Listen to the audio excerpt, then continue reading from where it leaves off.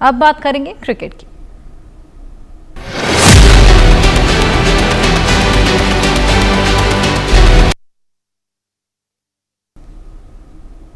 भारत और इंग्लैंड के बीच लंदन के द लॉर्ड्स स्टेडियम में तीसरा टेस्ट खेला जा रहा था।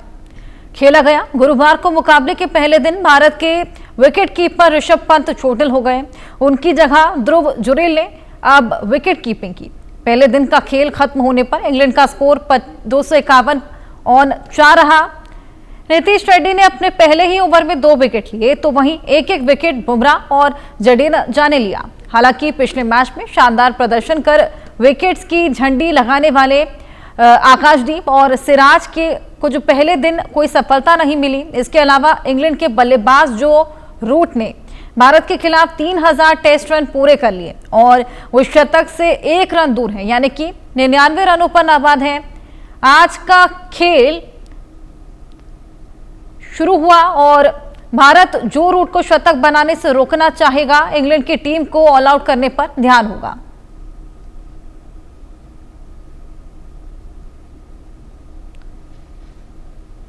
तो नीतीश रेड्डी को 2, बुमराह जडेजा को एक एक विकेट मिला और तीसरा टेस्ट दूसरा दिन भारत और इंग्लैंड के बीच में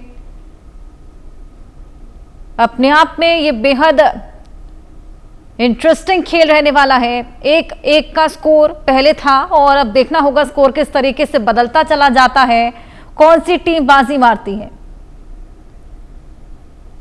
तीसरा टेस्ट मैच और अब शानदार पारी के साथ शुभमन गिल के कंधों पर पूरी टीम की जिम्मेदारी as a cricketer. Bumrah Jadeja को एक एक विकेट मिले हैं। तीसरा टेस्ट का आज दूसरा दिन है और देखना होगा कि किस तरीके से आज स्कोर पलटता हुआ नजर आएगा। इंग्लैंड को ऑल आउट करने पर ध्यान यहां देने की जरूरत रहेगी। विकेट्स की तलाश रहेगी। सिराज और आकाशदीप की पारी पर भी आज नजर रहेगी। हमारे साथ स्पोर्ट्स एडिटर मनोज जोशी जी जुड़े हैं, उनसे और जानकारी लेंगे। मनोज जी, तीसरे टेस्ट का आज दूसरा दिन, क्या लगता है आज का खेल किस तरीके से बाजी को पलट सकता है? कौन से ग्रे एरियाज जिस पर अभी आज ध्यान देना बेहद जरूरी? देखिए, अभी नई गेंद जो है अभी 3 ओवर पुरानी है और मैं समझता हूं कि जो पहला घंटा है उसमें भारत को बहुत अटैक करना होगा। दोनों छोर से अटैक करें, कोई बुराई नहीं है। रनों का सैलाब भी अगर देखने को मिले तो तब भी कोई बुराई नहीं है, लेकिन आपको जल्दी से जल्दी विकेट लेने होंगे क्योंकि गेंद जब सॉफ्ट हो जाती है तो विकेट चटकाना बड़ा मुश्किल हो जाता है। तो लेकिन यहां मैं कहूंगा कि इंग्लैंड की प्लानिंग जो है बहुत अच्छी रही है। बहुत मैं कहूंगा पहला दिन जो है उन्हीं के नाम रहा, क्योंकि लॉर्ड्स के मैदान की आप और मैदानों से तुलना नहीं कर सकते। इंडियन सब कॉन्टिनेंट जैसी पिच है।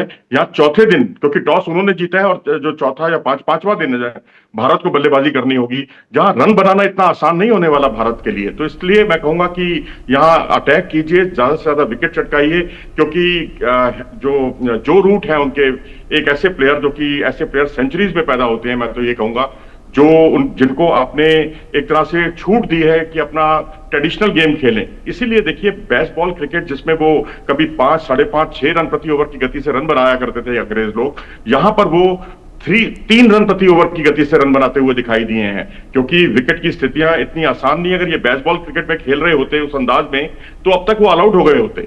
जी बिल्कुल, ये तमाम एरियाज जिस पर काम करने की जरूरत, कौन से प्लेयर्स ऐसे जिन पर आज निगाहें टिकी रहेंगी मनोज जी? देखिए, निगाहें तो सबसे बड़ी यही है कि क्योंकि दूसरा दिन जो है आज विकेट थोड़ी सी जो है आसान होगी, क्योंकि विकेट पर जो है गेंद जो है विकेट पर आएगी।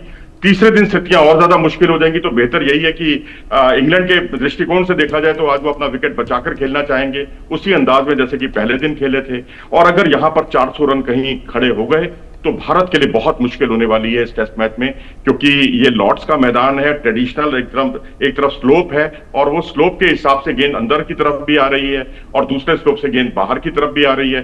थोड़ी हमारी प्लानिंग भी गड़बड़ा गई, क्योंकि जिस तरह से नर्सरी एंड से आकाशदीप आए थे उनको पवेलियन एंड से लाना चाहिए था और पवेलियन एंड से जो बुमराह आए थे उनको नर्सरी एंड से लाना चाहिए था, क्योंकि वहां एक तरफ से इन स्विंग हो रहा है, एक तरफ से आउट स्विंग, क्योंकि बुमराह अपने आप को ढाल लेते हैं हर हिसाब से। लेकिन आकाशदीप के लिए ये पहला मैच है लॉर्ड्स के मैदान पर, तो थोड़ी सी उनको भी परेशानी हुई, गेंद को कहां पर पिच कराना है वो उसको दिक्कत हुई, तो उस पर भी उनको ध्यान रखना होगा। मोहम्मद सिराज जो है वो भी थोड़ा सा स्ट्रगल कर रहे हैं, लेकिन नीतीश ने आज जिस तरह से आज गेंदबाजी पहले दिन की है वो बड़ी कमाल की थी, और लगा कि मॉर्कल ने जो कुछ काम किया है उन पर उसका असर दिखाई दिया। उनकी गेंदें अंदर की तरफ भी आई, जिस पर बेन स्टोक जो है बाल बाल बचे।